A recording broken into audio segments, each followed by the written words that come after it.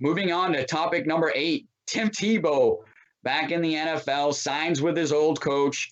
And I think that's one of the main stories, honestly, signs with his old coach and Tim Tebow back in the NFL. I can't believe it. Honestly, I'm shocked. Yeah, I'm surprised he's back. He's 33, which makes me feel old. I remember watching him in college. I'm surprised he came back. He was in the minor league baseball system for the Mets for a while, and then they just released him, I think, this past offseason leading into this year.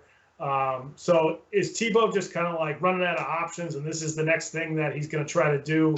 I know a lot of teams said when he first came into the NFL before he got drafted in the first round by the Broncos, you might be better off being a tight end or an H-back or one of those types of players that they can move all around the formation because of his size, because of his athleticism, he's got good hands and so forth. And now he's finally doing it, 11 years later. So you wonder if he did this in the beginning. Obviously, he wouldn't have been a first-round pick, but maybe he would have had a longer career in the NFL. Some people have a problem with Tebow coming back to the NFL. I don't. They're signing him to be a tight end. And number two, he's going to make, I think, $700,000 for the year if he makes the team. So this is just an easy situation for the Jaguars. Bring him in if he works, great. If not, we can cut him, and that'll be the end of it. Yeah, I honestly like that he's coming back. I was shocked, like I said, I was shocked that he was coming back at this age and with the big gap of being out of the game and then coming back and playing a totally different position. I think that's the only thing that shocked me. But honestly, I think, he could have done this earlier in his career when they were saying, hey, we just don't see you at quarterback anymore. Then that was the time that he needed to make the switch. He could have been playing in the NFL this whole time, I think, as a tight end or an H-back or even as a running back, because it gives you a lot of options. And first off, before I get into those options football-wise, my one question is, this was the original guy that took the knee. Is he going to come back and take a knee during the anthem and pregame? Because he took a knee, obviously, for a totally different reason, right? But this was the first guy that took a knee during the anthem and in pregame events. So I'm really curious to see if he's still going to be doing that. I personally liked when he did that, honestly, and people didn't like that then because of the whole religious thing that he was bringing into the game. But I honestly loved it.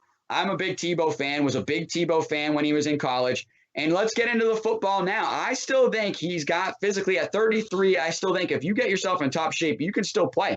I think he can still do it. All right. So it's one of those things where I think he's going to get to see what we wanted to see a long time ago, was him playing tight end, H-back, and running back. So if I'm the offensive coordinator for the Jaguars, I'm saying, hey, man, this is a risk-reward situation, right? It's a low risk because we can just cut him if he doesn't pan out, but it's a high reward because now if this guy plays good, I can move him all around, okay? And I can guarantee you this one thing, you will see him throw a pass. You will see him throw a pass. It's going to be either out of the backfield or they're going to throw him a screen, and then he's going to throw it downfield because the guy can throw. And one of obviously his most famous throws and one of his best moves in college was the jump pass. The jump pass to the tight end over the middle in the end zone, down in the red zone. I could see you putting this guy in the backfield with Trevor Lawrence, having him hand the ball off, and then having him do a jump pass to the tight end. And, hey, if your NFL defenses, I already called it, man, start studying it because I know what's going to happen, and I'm calling it right now. Producer Ben, get ready to pull this up during the NFL season because I know what's going to happen. I'm telling you, this guy's going to throw a touchdown pass. But I want to see if he can catch and how good he is catching and running after the catch and running people over. There's his jump pass right there. He's the king of the jump pass, honestly. But I really want to see what he can do with the run after catch because I honestly think if you hand him the ball off as a running back, I think he's just naturally going to be fine. But if you line him up as a tight end and he runs a route, what can he do? Running a route, catching the ball, and run after catch. I think that's one of the questions that we all have going forward. But we're going to get to see it, and I'm kind of excited. I think this is good. I think it brings eyes to a team that needs some eyes on it. Obviously they got the #1 pick, and that helps too. But I think this helps. It's going to help them sell some tickets in Florida. This guy is a Florida legend, believe it or not. He still is. So I think they're going to sell a lot more tickets going forward, and I like it. I want to see what Tim Tebow does. I'm definitely not going to buy his jersey, but I want to see a Tim Tebow touchdown pass this season.